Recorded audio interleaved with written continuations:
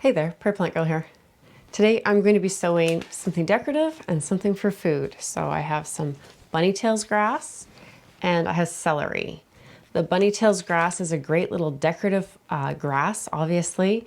It has beautiful little fluffy, soft seed heads, and it will hold up all season long, looking beautiful.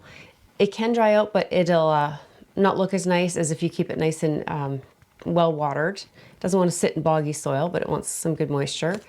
And then the celery, of course, is celery for eating. Some people seem to have trouble with celery, growing it and that. There's a lot of different ways people like to grow celery, but I grow this tango celery. Been growing it for years from seed, and I really like it. It has a good, strong flavor. I think you'll find any celery that you grow in your own home garden will be a little bit stronger in flavor probably than what you're getting at the store. But I also find that it doesn't have that stringiness to it and that, I don't know, just kind of irritating bitterness that you can get sometimes with celery purchased at the store.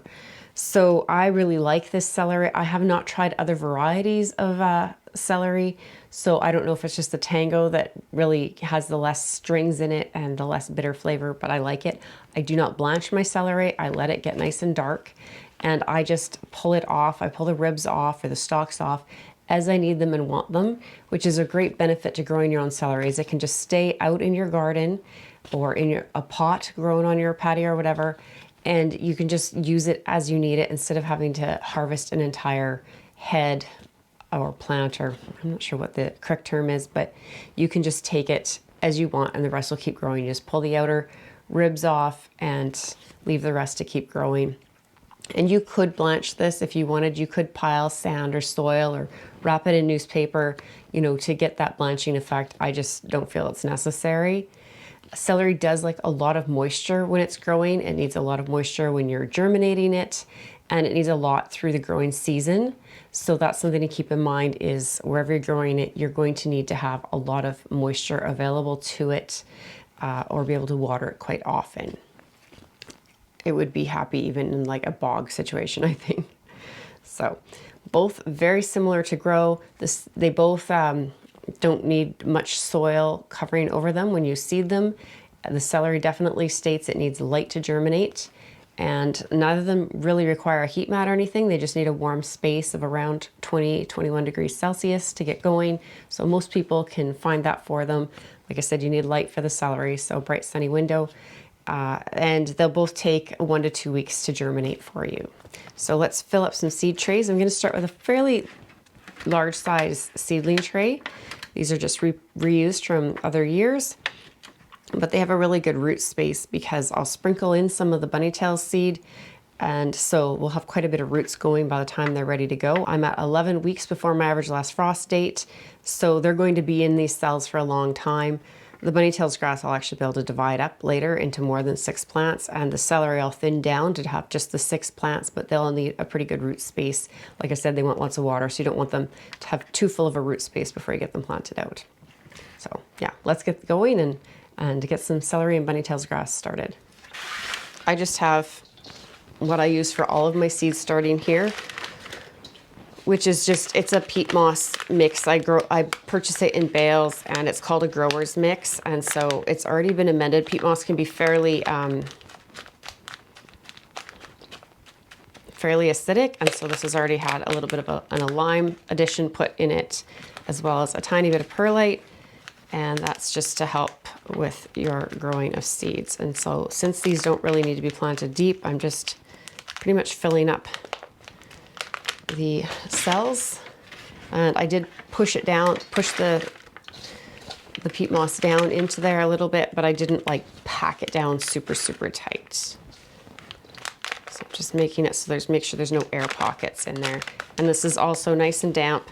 I can squeeze it. It's actually maybe a little bit extra damp, but there's a little bit of extra water coming out, more than I really want to see, but it's not horrible, and the celery does want quite a bit of moisture to go. And I don't think it'll hurt the bunny-tails grass, but ideally you want to be able to squeeze it and have maybe 1 or 2 drips of water come out, and then have that block of soil kind of form when you squeeze it, but you can easily just break it up apart. And that's kind of when you know you have that good moisture. So Mine's maybe a little bit extra moist, but for the seeds I'm sowing here, it won't harm them. Okay, so now we have our seed trays all filled up and ready to go. And like I said, that's really not too difficult, but I get a lot of questions, especially about the celery. So I thought I would make sure to share that with you on how I'm doing this when I do it. So here's the seeds, and they're quite small. And then I'm going to try and get a couple. In fact, I might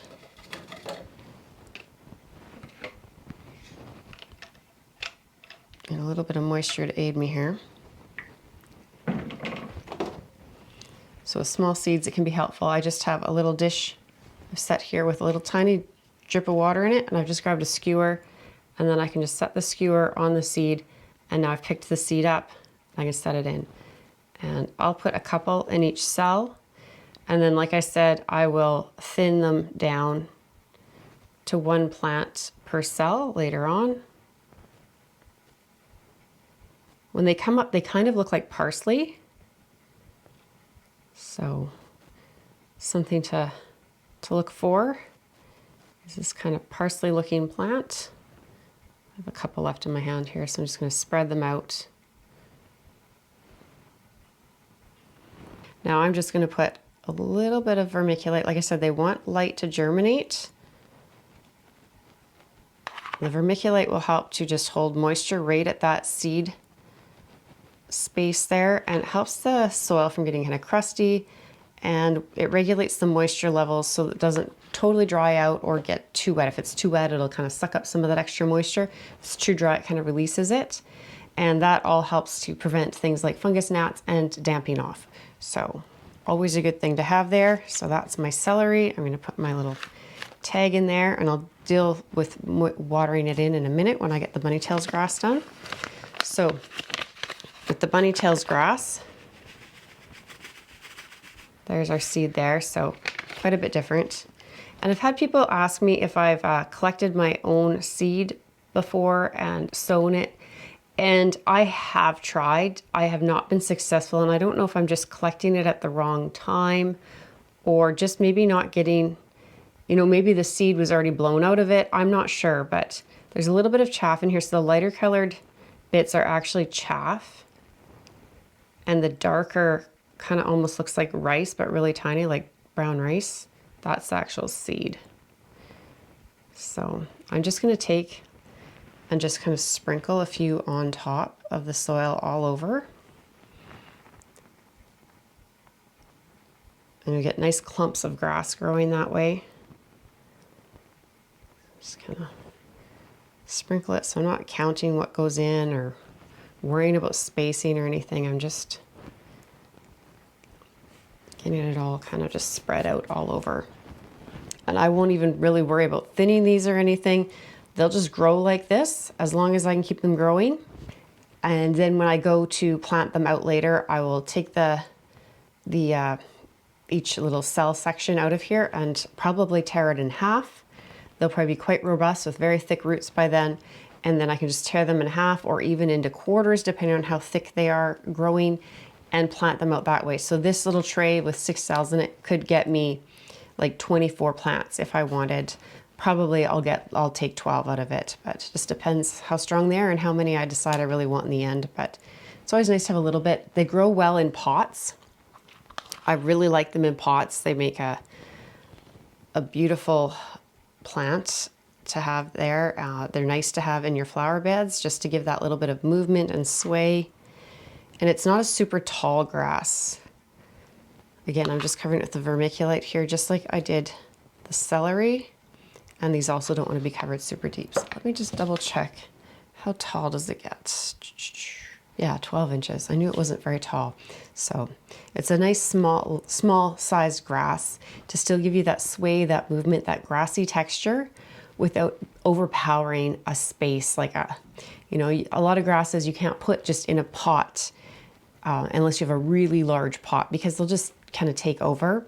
Whereas these will behave themselves, they'll stay in there. They will fill in the roots, but they'll stay clumped, and they'll play well with other plants. They won't overshadow them.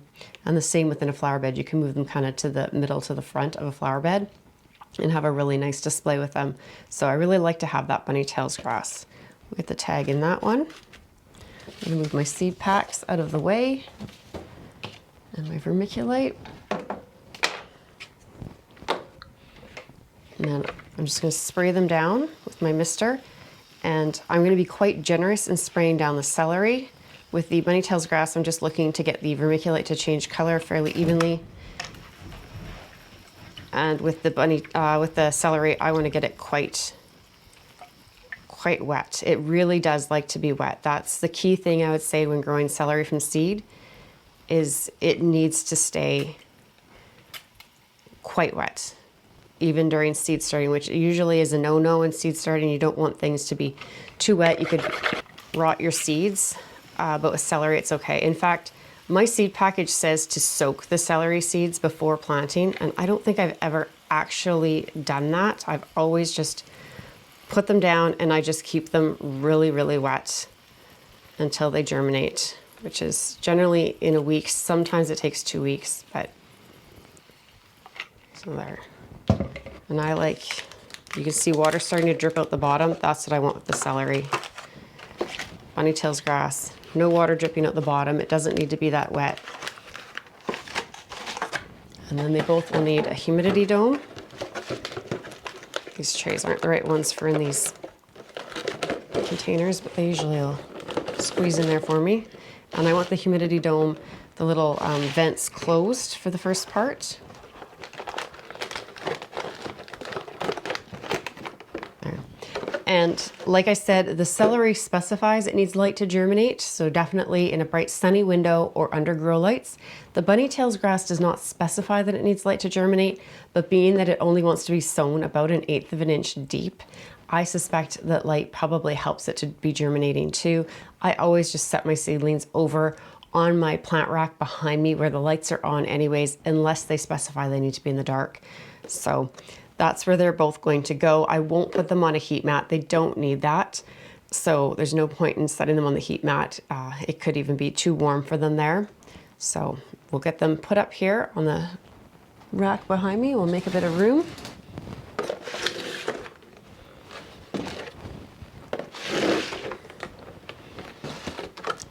And I'll be definitely checking on these very often, especially the celery, to make sure that it's very damp.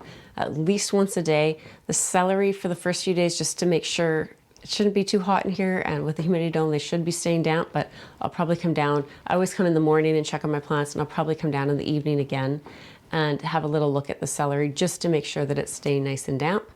And that's all there really will be. They'll just sit here, they'll keep growing until it's time to put them out after my average last frost, which like I said, is in about 11 weeks.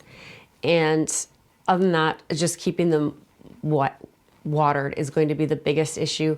The celery wants to be really wet. The grass doesn't need to be really wet, but as it grows and fills in that root space with all the seeds I put in there, it will start to dry out very quickly. I could bump them up into larger pots.